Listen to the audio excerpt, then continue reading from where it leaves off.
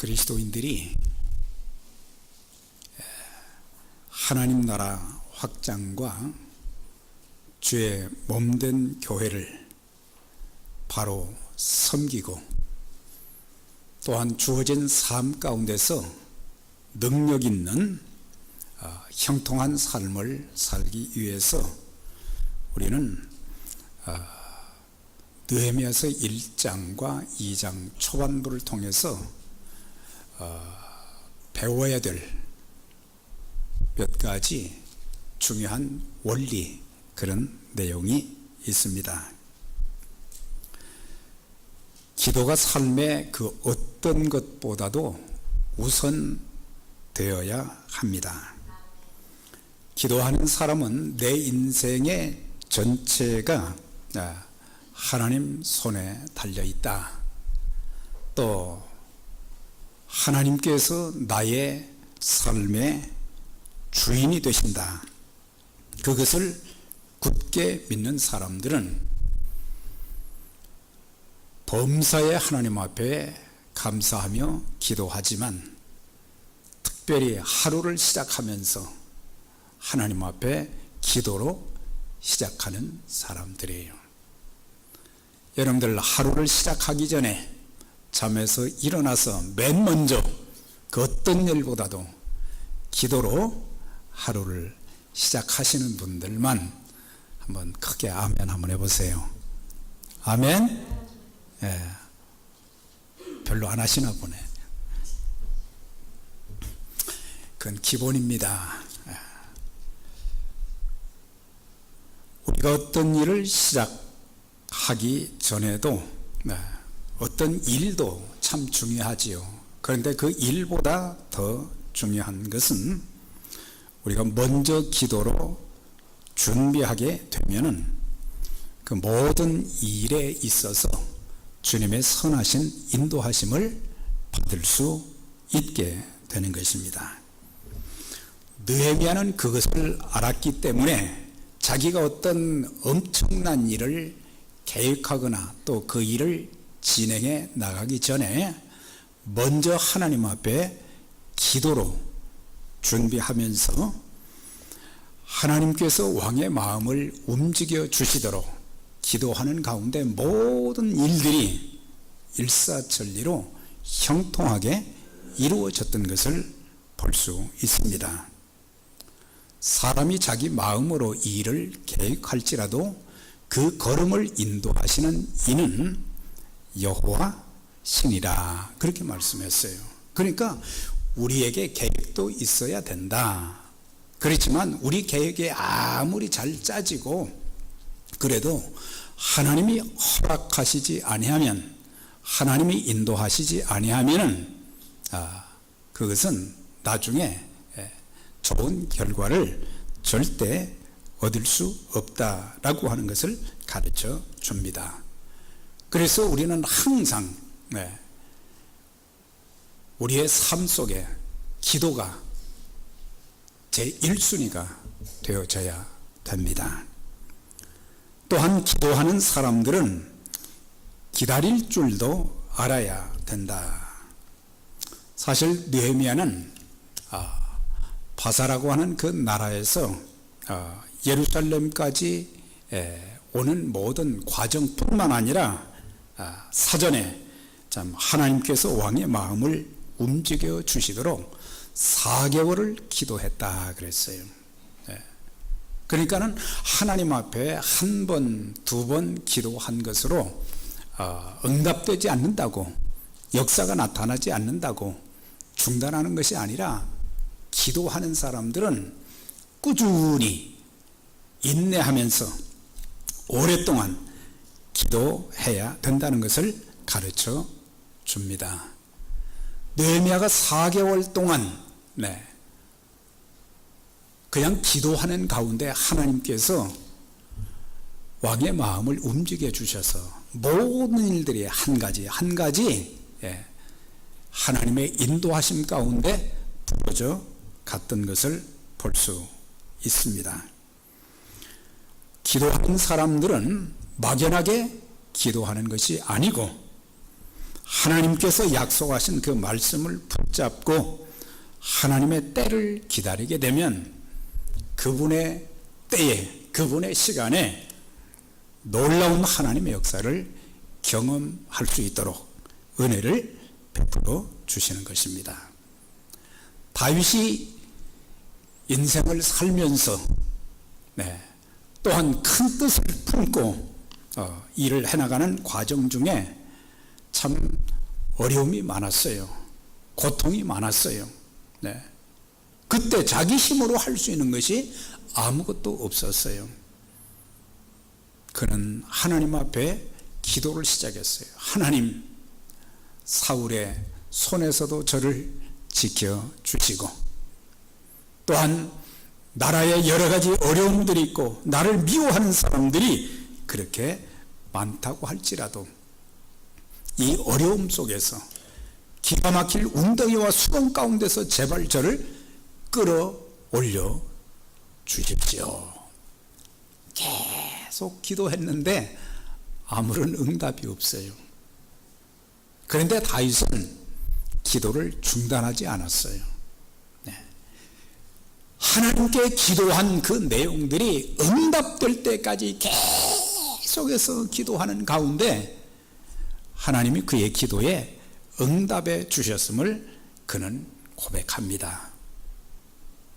내가 여호와를 기다리고 기다렸더니 그가 나의 부르짖음을 들으셨도다 그랬어요. 그러니까는 기도를 계속하면서 오래 참는 가운데 하나님께서 그의 부르짖음을 외면하지 아니하시고 들어주셨다 그랬어요. 여러분들이 하나님 앞에 기도한 것 언젠가 하나님의 때에 다 응답되는 줄 믿습니다. 이걸 기억해야 돼요. 그래서 약속의 말씀, 하나님이 전에 모세를 통해서 말씀하지 않았습니까? 우리가 하나님 말씀 순종하면은 우리가 세상 끝에 가 있다 할지라도 우리를 다시 이끌어 이 땅으로 돌아오게 하시겠다고 말씀하신 하나님. 그러나 우리가 하나님 말씀 불순종하면은 세상 열방의 조롱거리가 되어지고 온 세상에 우리 민족을 흩으실 것이라 그 말씀을 하셨는데 저희가 주의 말씀대로 순종하고자 합니다. 하늘 끝에 가 있다는 것은 가능성이 없다고 하는 이야기예요. 절망적인 상황에 있다고 하는 거예요. 기가 막힌 웅덩이와 수렁 가운데 있다는 것은 자기의 힘으로 자력으로는 빠져나올 수 없는 그런 상황 가운데 있다는 것을 가르쳐 주고 있어요. 그러나 기도하면 그런 가운데서도 우리를 끌어올리시고 우리의 발을 반석 위에 두게 하시는 줄 믿습니다. 중요한 것은 지금 내 상황이 이렇게 힘들고 어렵고 고통스럽고 어떻게 할 수 있는 그런 상황도 안 되고, 그러나 기도를 시작하면 또 계속해서 기다리면서 하나님께서 응답해 주실 때까지 기도하게 되면은 하나님께서 우리의 부르짖음을 다 들어주신다. 개인적인 문제도, 가정적인 문제도, 교회적인 그런 문제도 우리는 어느 정도의 참 힘든 기간을 계속해서 겪게 되면은 우리는 낙심하게 되어지고 포기할 때가 많아요. 그러나 기도하는 사람들의 기도는 하나님이 반드시 응답해 주셔서 성령 충만하게 만드시고 우리의 능력을 주시고 또한 놀라운 하나님의 그 부흥과 그 역사를 허락해 주시기 때문에 기다려야 된다. 하나님께서 아브라함에게 내가 너를 복주고 복주며 번성케 하고 번성케 하리라 하였더니 저가 이같이 오래 참아 약속을 받았느니라. 하나님의 약속, 그 축복, 그것을 그는 받았다 그랬어요. 여러분 모두도 약속을 다, 하나님의 약속의 그 복을 다 받는 자들이 되시기를 주의 이름으로 축원합니다. 그 다음에 기도하는 사람들은 자기의 모든 일에 있어서 깨끗하고 성실해야 되는 거예요. 네. 우리가 하나님께 기도하는 사람들, 또 하나님의 일을 하는 사람들은 하나님께서는 깨끗한 사람들을 다 쓰셨어요. 그래서 우리의 신앙과 삶에 있어서 순결함이 있어 뿐만 아니라 자기에게 주어진 삶에 있어서 또 직분과 맡은 일에 있어서 모든 일에 성실한 자들을 하나님 복 주시고 쓰신 것을 성경에서 많이 볼 수 있어요. 느헤미야는 술관원으로서 왕의 신변을 책임지는 그런 사람이었는데, 그는 자기에게 주어진 그 직임에 굉장히 성실했기 때문에 왕에게 인정을 받았다 그랬어요. 네. 그래서 우리가 하나님 앞에 인정받을 수 있는 것은 믿음이요, 또한 하나님 앞에서의 성실한 그런 모습, 그게 굉장히 중요한 거예요. 요셉도 보면은 자기의 삶의 환경이 그렇게 힘들고 어려웠지만 그는 자기에게 주어진 위치와 환경 속에서 성실했어요. 그랬더니 하나님이 그와 같이 하셔서 그가 형통한 자가 되었다 그랬어요. 성실한 거. 다윗도 숱한 고난을 많이 겪었어요. 우리가 생각하는, 또 우리가 지금 겪는 그런 고난은 아무것도 아니에요. 생명의 위기를 숱하게 넘기는 큰 어려움이 있었지만 그런 환경에 따라서 환경의 노예가 되지 아니하고 인간적인 방법으로 복수도 하고 싶고 아니었어요. 그는 자기에게 주어진 위치에서 성실했어요. 참 성실했어요. 예수 믿는 사람들은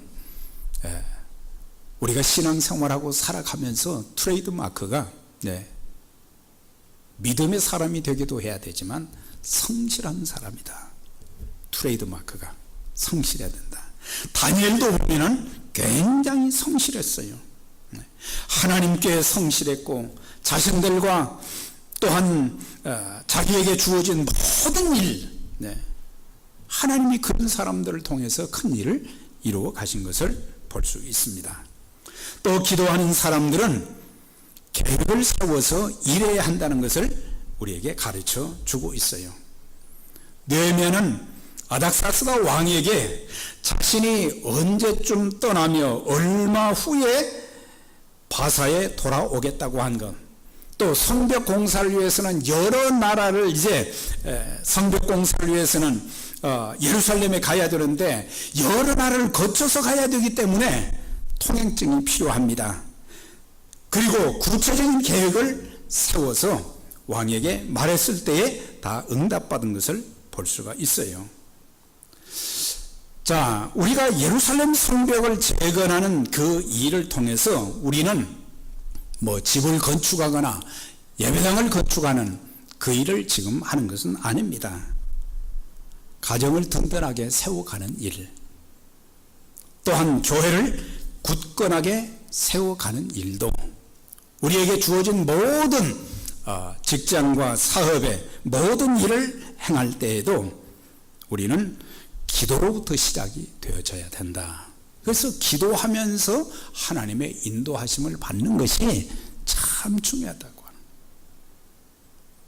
우리는 큰 문제를 놓고는 기도할 때가 많아요. 그러나 사소하고 작은 문제를 놓고는 기도하지 않을 때가 참 많아요. 그런데 큰 문제는 사실상 작은 일로부터 시작될 때가 많은 거예요. 이 작은 문제는 문제가 아니다, 쉽게 생각하고 우리는 기도하지 않고 하나님의 도움을 구하지 않게 되면, 하나님이 허락지 않으면 그것은 큰 문제가 되는 거예요. 그러나 아무리 큰 문제도 우리가 기도하고 하나님의 허락을 받으면 모든 일이 형통하게 되는 줄 믿습니다. 중요한 거예요. 그래서 사람들은 계획은 거창하게 세우지만은 기도하지 않는 사람들이 있고, 기도는 하지만 전혀 계획 없이 살고 계획 없이 일하는 그런 사람들을 보게 되는데, 느헤미야는 그렇게 하지 않았던 것을 보게 돼요. 그래서 4개월 동안 기도하고 왕의 허락을 받아서 예루살렘으로 돌아갔습니다. 예. 사실 기도도 4개월 했지만 바사에서 예루살렘까지 돌아가는 그 모든 여정도 4개월이 걸린 거예요. 예루살렘에 돌아가서 그런 총독의 그런 직책을 가지고 돌아갔어요. 많은 사람들에게 내가 바사의 왕의 명령을 받아서 총독의 자격으로 예루살렘에 왔다. 그렇게 과시하지도 않았고, 또한 그 성벽을 재건하는 일을 해나가면서 전혀 서두르지도 않았다는 것을 가르쳐 주고 있어요. 여기 보니까 11절에 보니까 그는 예루살렘에 돌아가서 3일의 시간을 가지고 아무것도 하지 않았다 그랬는데, 아무것도 하지 않았다, 그게 아니죠.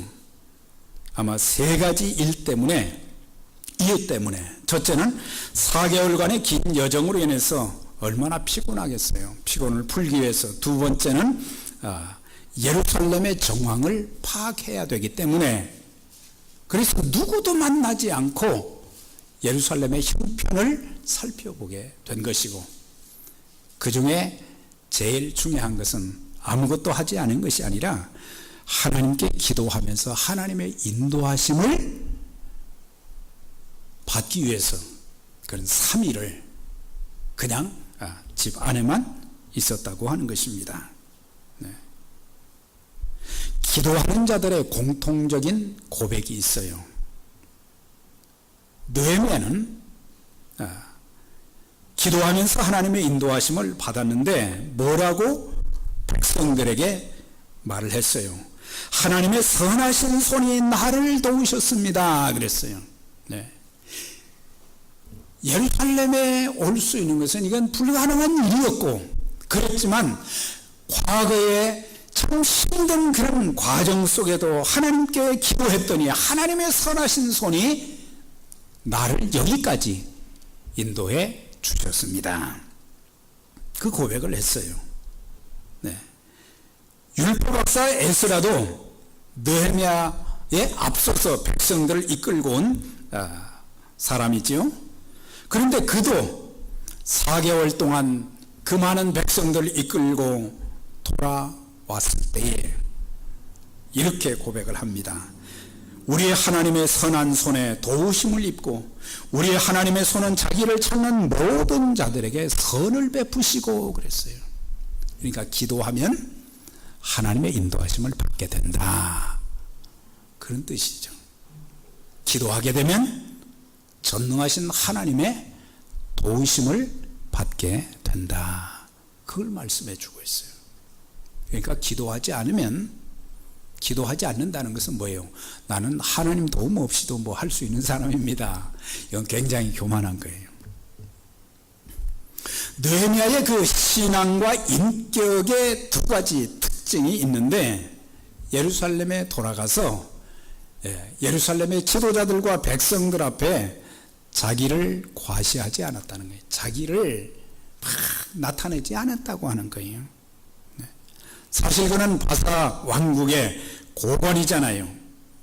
예루살렘의 총독으로 파송받아 왔지만 사람들에게 자신을 전혀 나타내지 않았어요. 내가 이런 사람입니다, 그렇게 말하지 않았어요. 이걸 통해서 우리는 배울 것이 있어야 되는 거죠. 내가 가진 지식도, 내가 가진 직책도, 물질도, 선행도, 봉사도 사람들은 자랑하고 싶어서 자랑할 때가 많습니다. 네. 그러나 사실 우리가 하나님 앞에서 우리의 모든 것들을 내어놓아 비추어 보면은 자랑할 것 별로 없어요. 우리는 모든 것이 하나님의 은혜인 줄 믿습니다. 전부 다 하나님의 은혜예요. 내 생명을 지켜주신 것도 하나님의 은혜예요. 내가 건강하게 된 것도, 또한 병든 것도 보면은 다 하나님의 은혜예요. 우리의 가정과 삶의 터전, 네. 우리가 주님과 교회를 섬기는 것도 참 귀하게 쓰임받는 그런 분들이 참 많이 계시는데, 이것도 하나님께서 은혜 주셔서 그 일을 할 수 있게 되었다는 것. 그래서 절대 교만하면 안 되는 거예요. 그래서 바울은 늘 얼마나 그가 위대한 사람이었어요. 복음을 전할 때마다 많은 사람들이 예수님 영접하지요. 또 그 복음을 받은 사람들이 예수 그리스도를 이제 구세주와 주님으로 모신 것으로 끝난 것이 아니라 그들이 또 교회를 세웠지요. 또 그들이 세운 교회를 통해서 세계 선교의 근거지가 되었지요. 또한 그가 안수하면 병든 자들이 고침을 받고 성령의 충만함을 받고 놀라운 역사들이 막 일어났어요. 그럼에도 불구하고 그는 뭐라고 고백을 합니까? 나의 나된 것은 하나님의 은혜라 그랬어요. 내가 모든 사도보다 더 많이 수고하였으나 내가 한 것이 아니요 오직 나와 함께 하신 하나님의 은혜로라. 그렇게 고백한 것을 볼 수 있어요. 네. 하나님의 은혜이다. 자기를 과시하지 않았어요. 우리가 교회를 섬기면서 중요하게 여겨야 될 것이 우리를 너무 과시하면 안 되는 거예요.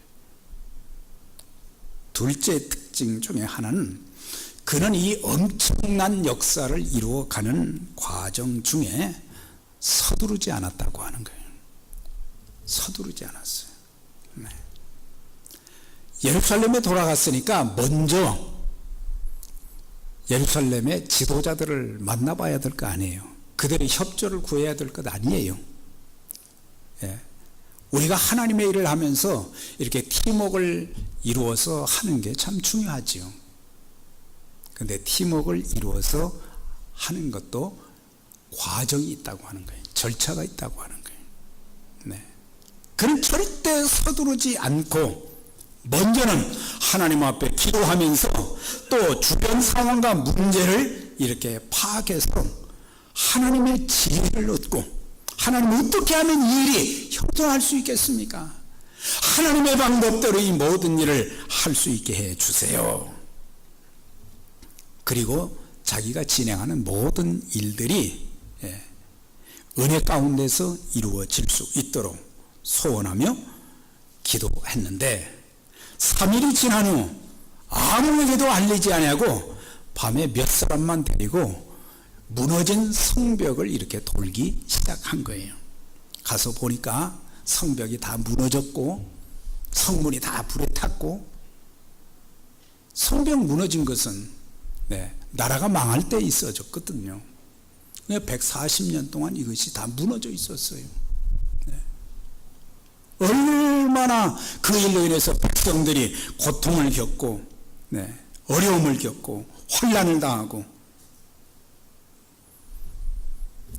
그런데 방백들은 지도자들을 말하는데 지도자들에게 한마디도 안 하고 그 갔다는 것은 같이 일하겠다는 의지가 없는 것이 아니라, 뒷부분에 보면 산발락과 도비아와 게셈이라는 사람이 나옵니다. 이 사람들은 성벽 재건을 방해한 사람들이에요. 그러니까 산발락은 사마리아의 총독이었어요. 사마리아의 지도자였어요. 도비아는 또 그 밑에 있는 사람이고, 그러다 보니까 이 사람들은 예루살렘 성전이 건축되는 것을 아주 싫어했던 사람들이고, 성벽이 재건되는 것을 또 싫어한 사람들이고, 계속해서 방해를 한 사람들인데, 이 사람들한테 정보가 누출되면 안 되기 때문에 먼저 하나님께 기도하면서 자기가 정황을 이렇게 파악한 뒤에 나중에 사람들에게 말한 것을 보게 됩니다. 다 준비하고 나서 하나님의 선하신 손이 우리를 이렇게 도우셨습니다. 그렇게 하니까 그때서야 사람들이 우리가 일어나 건축하자. 그래서 그 일이 52일 만에 완성이 된 것을 볼 수가 있습니다. 네. 그래서 느헤미야는 온 백성들에게 우리가 왜 성벽을 건축해야 되는지 그 당위성을 촉구했던 것을 볼 수가 있어요. 그들이 지금 겪고 있는 그 상황이 얼마나 힘들고 어려운지 그것을 이제 말해주고 있어요. 우리의 당한 곤경은 너희도 목도하는 바라 예루살렘이 황무하고 성문이 다 소화되었으니 자 성을 건축하여 다시는 수치를 받지 말게 하자 그랬어요. 네. 하나님의 백성들이 신앙의 벽이 무너지고 기도의 벽이 무너지고 말씀과 감사와 찬송의 벽이 무너지고 11조의 벽이 가족과 성도의 교제의 벽이 사랑과 화목의 벽이 허물어져 있게 되어지면은 사람들에게 조롱을 받게 돼요.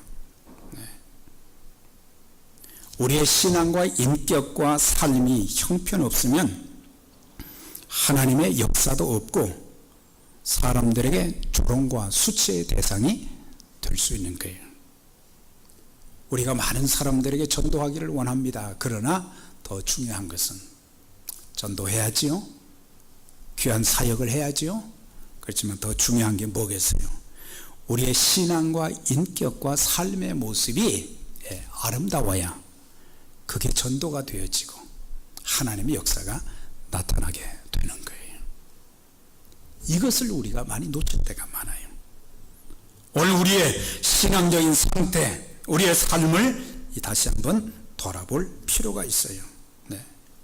느헤미야가 그 백성들에게 이제 우리가 일어나서 건축해야 됩니다. 이렇게 오랜 세월 조롱받고 멸시받고 수치당하는 그런 삶을 우리가 살아서야 되겠습니까?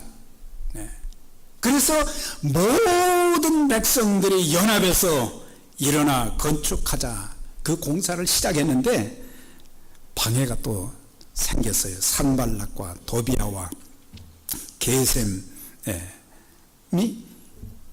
연합해서 방해를 하고 있어요. 우리가 살다 보면 하나님이 기뻐하시는 일인데도 종종 어려움이 생길 때가 있어요. 왜 어려움이 생기지? 그런데 그것은 방해하는 무리가 있기 때문이기도 하지만 또 한 가지는 뭐냐면 우리가 너무 교만하고 방심하다 보면 될 일이 잘 안 되기 때문에 그래서 그런 상황 속에서도 교만하지 않고 겸손하게 하나님 앞에 기도할 수 있도록 하기 위해서 하나님은 어려움을 줄 때가 있어요. 내 힘으로 되는 것이 아니구나. 하나님의 도우심과 하나님의 은혜로 되는 것이구나. 사랑하는 여러분, 이제 우리도 마음을 모으고 힘을 다해서 신앙생활을 제대로 좀 해야 되겠습니다. 우리의 예배생활, 기도생활, 말씀생활, 우리에게 주어진 직책을 따라 성실하게 일하면서 힘을 다해서 신앙생활도 힘을 다해서 주님과 교회를 섬기는 것도 힘을 다해서 우리의 가정을 세우는 것도 힘을 다해서 잘 세워가면서 복음의 지경을 확장시켜 나가는 저와 여러분들 또 하나님의 거룩한 일에 아름답게 쓰임받는 그런 축복의 도구로 쓰임받는 믿음의 가정들이 다 되시기를 주의 이름으로 축원합니다. 하나님 아버지 감사합니다. 오늘도 우리에게 주신 말씀 기억하고 어떤 어려움 속에서도 기도하면서 하나님의 도우심을 받아 하나님의 인도하심을 받아 하나님의 거룩한 교회를 든든하게 세우고 하나님이 축복하시는 아름다운 가정을 세우고 하나님 나라를 건설하는 일에 우리 모두가 복되게 쓰임받도록 하나님 은총을 더해 주옵소서. 감사드리며 예수님의 이름으로 기도하옵나이다. 아멘.